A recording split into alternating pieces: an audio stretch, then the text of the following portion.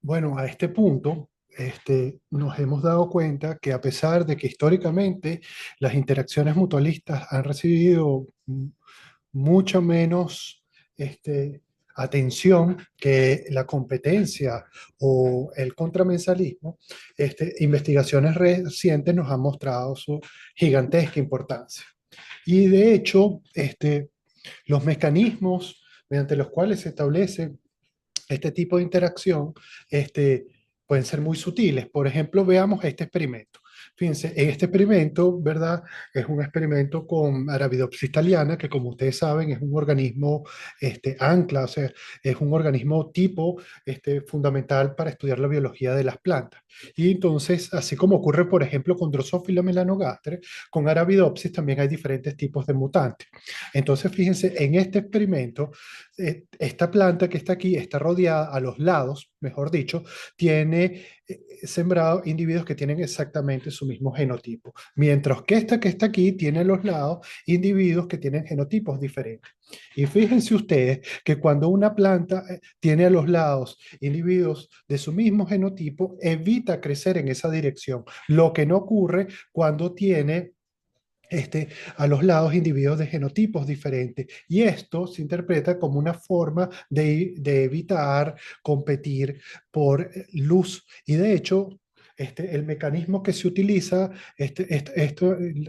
hoy en día muchas personas están investigando sobre esta área, esta línea, ¿no? Pero las primeras personas que lo hicieron fue un sofisticado grupo de investigadores en Argentina, que inclusive logró determinar que el mecanismo de reconocimiento de los iguales tiene que ver con la relación que hay entre el rojo y el rojo lejano en la sombra que producen los diferentes genotipos. Entonces, de esta manera vemos que inclusive de esta forma tan sutil se pueden establecer, se pueden tomar decisiones que involucran que se establezcan relaciones mutuamente benéficas entre individuos, ¿verdad? Otro ejemplo interesante tiene que ver con este otro experimento que déjenme que se los describa para que vean. Miren, en un primer momento, ¿verdad? Se siembran plantas en estas macetas y hay diferentes tratamientos que se aplican, ¿verdad? Entonces, un tratamiento tiene que ver con que no hay insectos fitófagos. Otro tratamiento tiene que ver con que hay fitófagos que se alimentan de las raíces. Otro tratamiento tiene que ver que hay fitófagos que se alimentan con la parte superior de la planta, o sea, el vástago, la, que está la parte que está por encima del suelo. Y hay otro tratamiento en la cual tanto las raíces como el vástago tienen insectos, ¿no? ¿Sí? Bueno, y eso se deja andando así. Luego se eliminan las plantas y se eliminan todos los insectos, pero se conservan las macetas. Y sobre estas macetas se siembran otras plantas, pero ninguna tiene insectos. Sin embargo, lo que vemos en estas gráficas es los resultados en términos de biomasa y de concentración de alcaloides de las plantas que se siembran en las macetas que no tenían insectos, las macetas que tenían insectos en la parte superior, insectos en la parte inferior, insectos en la parte superior, inferior me refiero en el suelo, ¿no? En las raíces. Y lo que vemos es que a pesar de que todas se encuentran en las mismas condiciones, es decir, ninguna tiene insectos, presentan, dependiendo de lo que ocurrió anteriormente, diferentes respuestas. Y eso es lo que se ha denominado como el legado.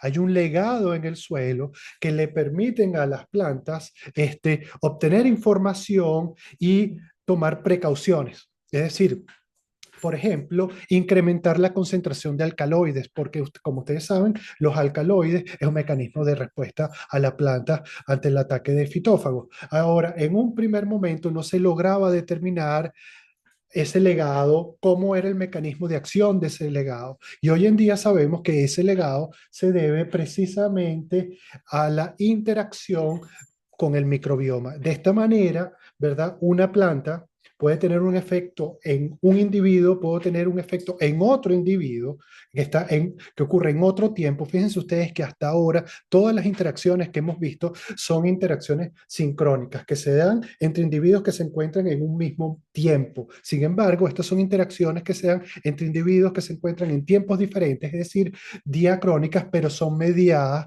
a través de la acción del microbioma que se encuentra en el suelo. Y esto es muy importante porque es un mecanismo que permite, por ejemplo, adaptar a las plantas a condiciones de estrés climático.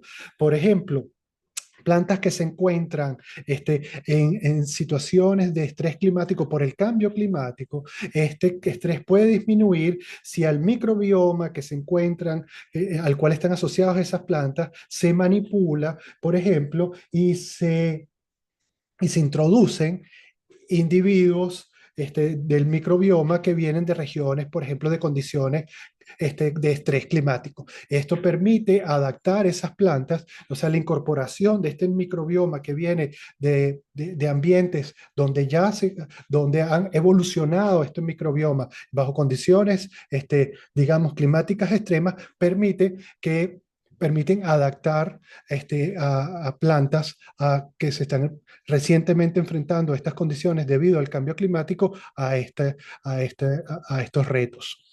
Bueno, y esto involucra una línea de investigación importante para producir adaptación al cambio climático en plantas. Bueno, de esta forma termino este video.